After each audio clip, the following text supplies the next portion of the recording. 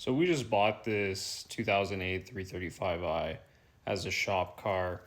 It was a one owner car. It was stored for a year and we've been working on getting it back to, a reliable state.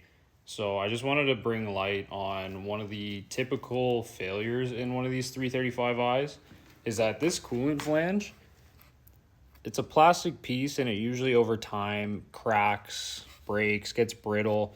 So we're gonna replace this today. And one of the parts we usually use is this Dorman. Here's the part number. It's a 926 905 coolant flange. We typically go with the Dorman or a rain kit just because the Amazon ones usually struggle with fitment. So we're gonna replace that today. So as you can see, our radiator has already been taken out of the car. You don't have to take the radiator out to do this job. Now it does make it a little bit easier. But of course this car needs a radiator replacement, so that's why it's out. Just a simple hand tool can get these 10 mils off this coolant flange, but we're gonna use this nano access driver from Snap-on. Makes it a hell of a lot easier to get these bolts out. It's just quicker.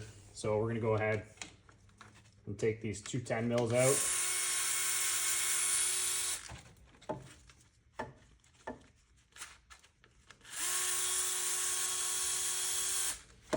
Just like that. And then grab just a flathead screwdriver. Any flathead will work. Smaller one is a little bit better, but you want to try to wedge in here. You want to try to get a little bit of area because this is pretty stuck in here, and you'll just want to kind of work it out. There you go, just like that. And you can see on there all the corrosion of the plastic. It's pretty dirty in there and stuff like that. So we're gonna cut this flange off and replace this. So we now got the coolant flange off. There is enough hose that if you cut just along the edge of the clamp here, you will have enough room to still reach and still be able to clamp your new flange. So if you just want to make it quick and simple, you can just cut along the lip there and you'll be able to get your coolant flange off a lot easier than trying to cut this clamp. If you have a Dremel, you can try to cut this, but there is a chance that you'll get through the clamp and hit the rubber hose, so it's easier to just cut it this way. Now in your new Dorman kit, you will have two pieces.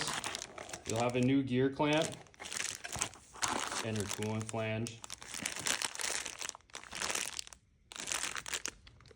So now that you got your coolant flange unboxed, I find it a little bit easier to make this install. Sometimes it can be pretty hard to get these into the hole.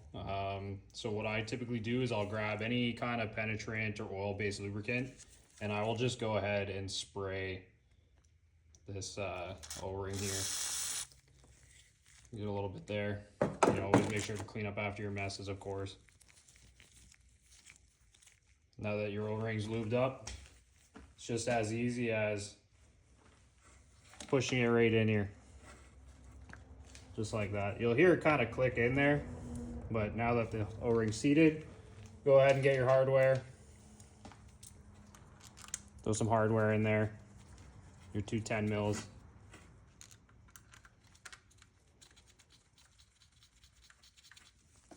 And again, with our nano access, just makes it a lot easier to get in there.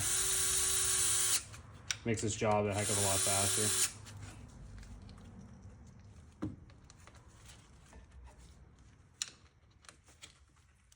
Just like that, your coolant flange is in there. Now you're just gonna go ahead, you grab your hose, put your hose clamp on there, and then all you gotta do is you just slip it right on your new flange. Just like that. Now again, we're just gonna go in here with our nano access. We got an 8 mil now. And you're just gonna snug that guy up.